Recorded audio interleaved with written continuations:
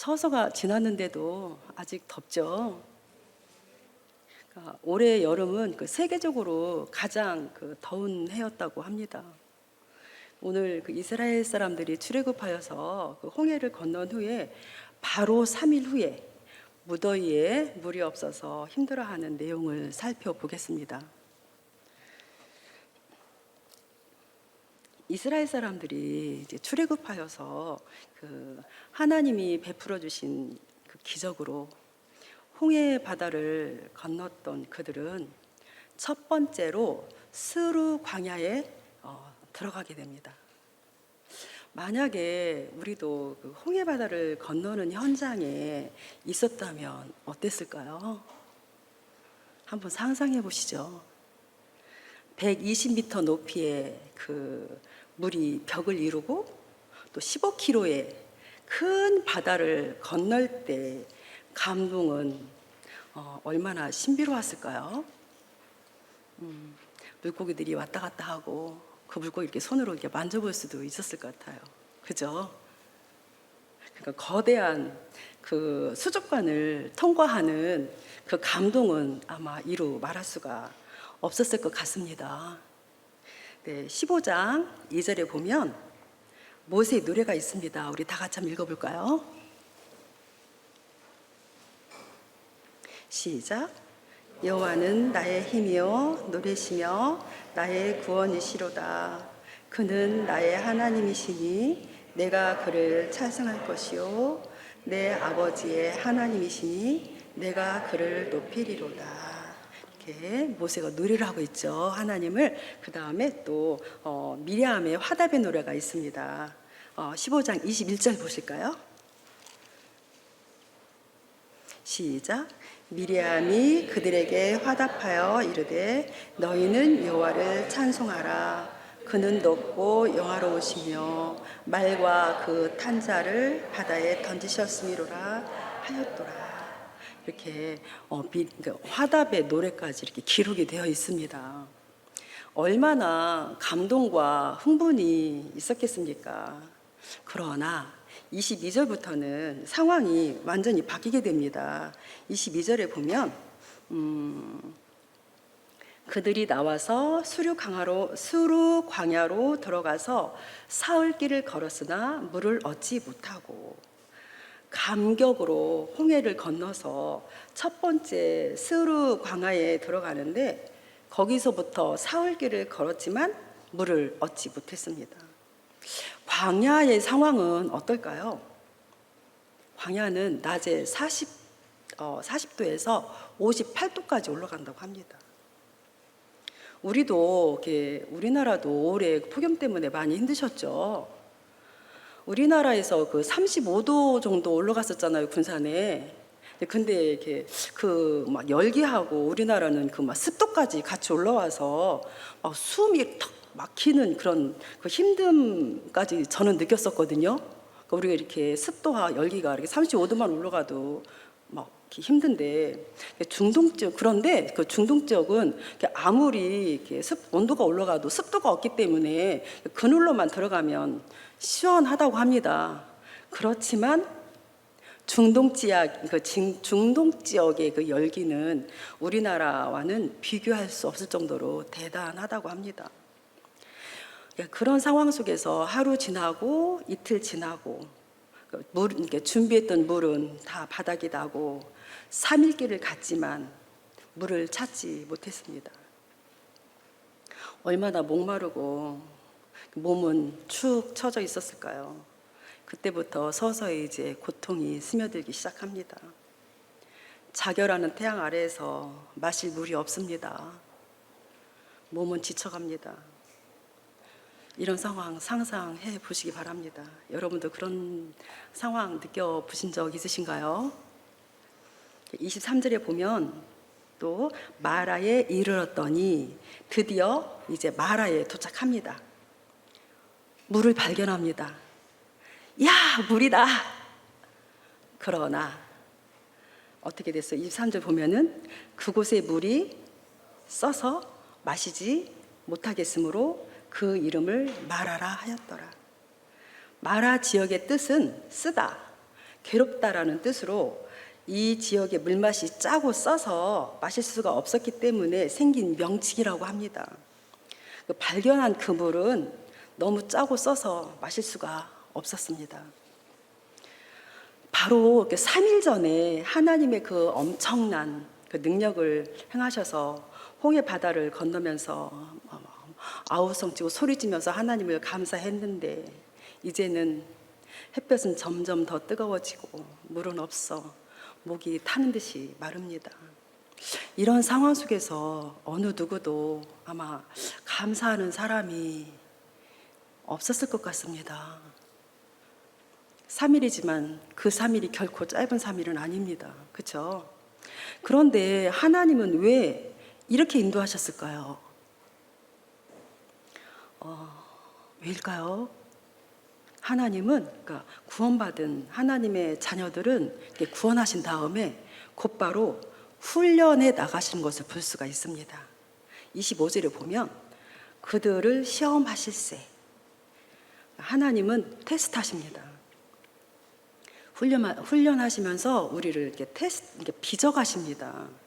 이때 이스라엘 사람들은 얼마나 실망했을까요? 3일 전만 해도 그가 엄청난 기적을 일으키셨는데 지금 하나님은 아무것도 역사하지 않으십니다. 침묵하고 계십니다. 아우성인데 하나님은 침묵하고 계십니다.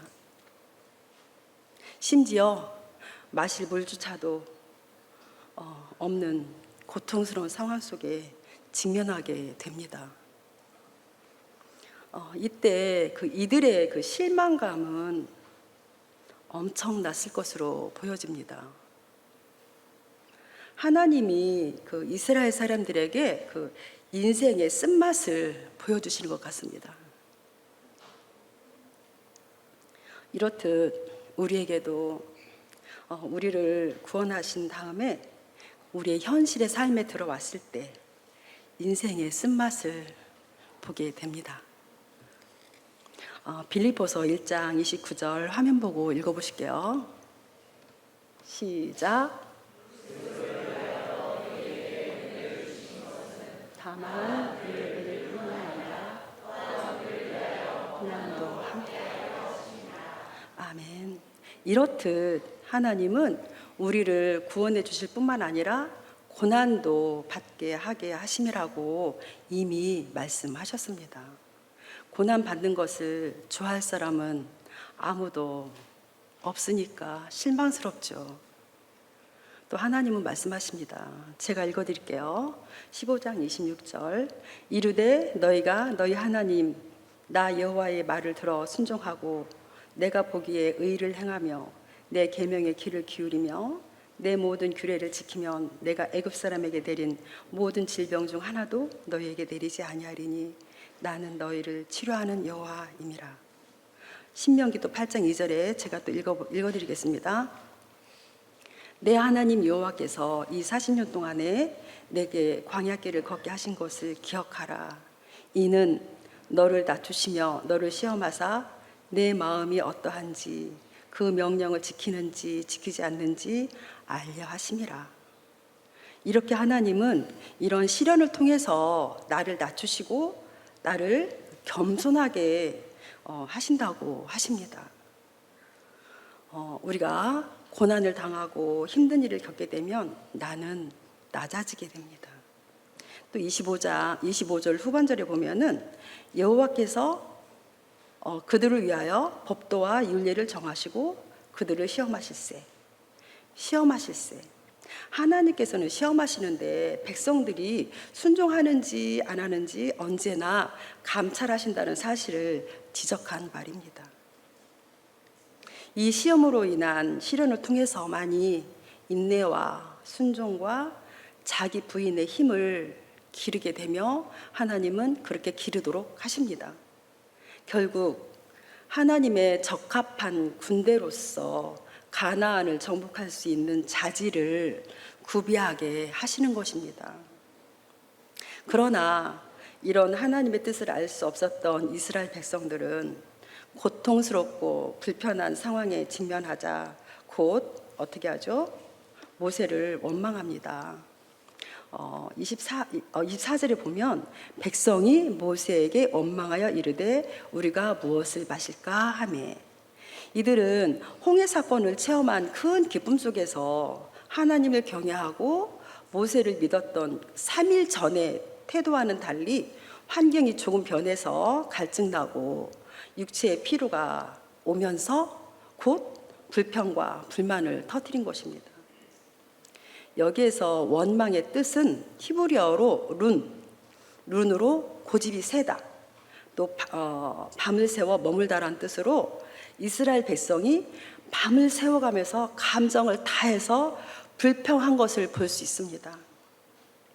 그들은 계속적으로 하나님의 능력을 경험하면서도 조금만 역경에 부딪히면 불평과 원망을 터뜨리는 변덕스러운 그 인간의 속성을 여지없이 드러내고 있습니다.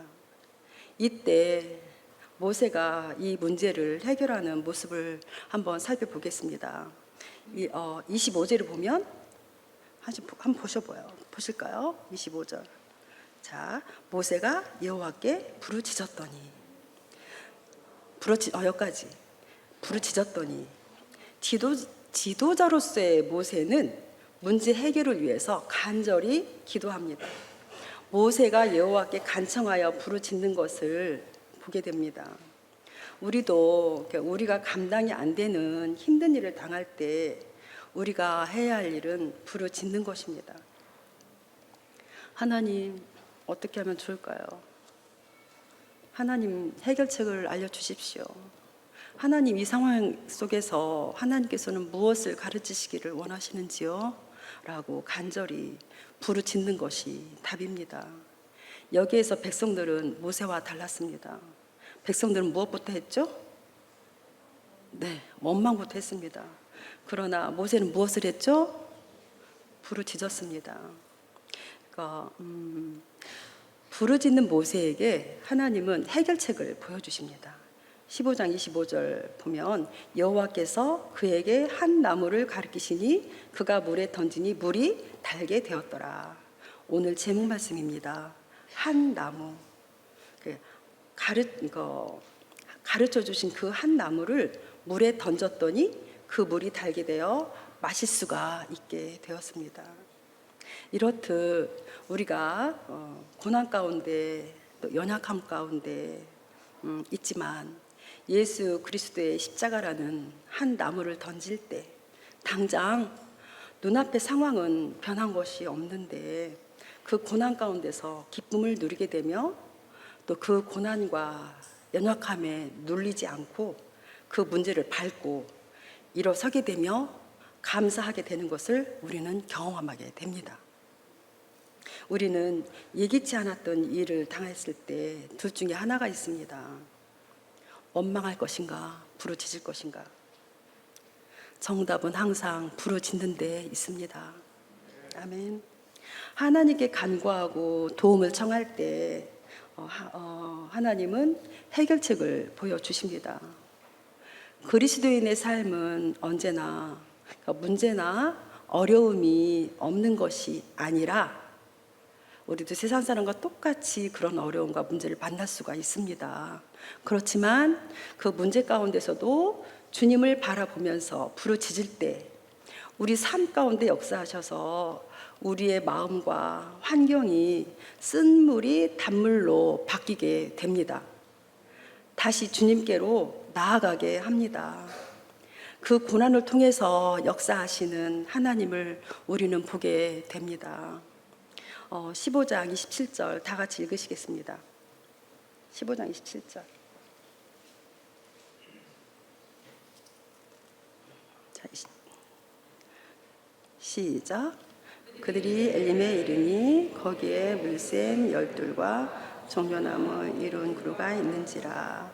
거기서 그들이 그 물 곁에 장막을 치니라. 아멘. 드디어 하나님께서는 마라에서 멀지 않은 오아시스 엘림에 이르게 하십니다. 마라에서 엘림까지는 몇 킬로인지 아시는 분? 마라에서 엘림까지 가까운 곳. 네? 10kg? 우리 이순우 집사님 근사제 갔습니다. 11kg. 박수 한번 쳐드릴까요? 와, 잘하시네요. 바로 11kg면 여기에서 어느 정도 갈 정도 되죠? 분산에서? 대학 갈 정도, 바로 거기에 엘림이 있었던 거예요. 오아시스가 준비되어 있었습니다. 할렐루야. 아멘. 이렇게 아주 가까운 거리에 엘림을 준비해 놓고 계셨던 하나님이십니다.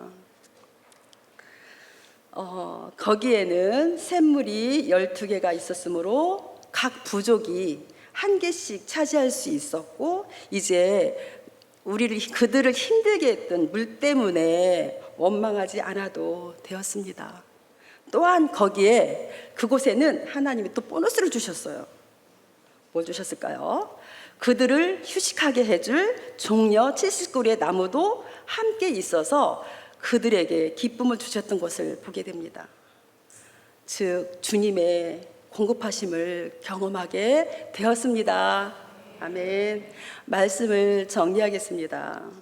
우리가 주님이 주시는 그 삶 가운데 은혜가 사라지게 되면 우리는 곧 막 원망과 불평을 할 수 있습니다. 원망과 하는 것이 당연합니다.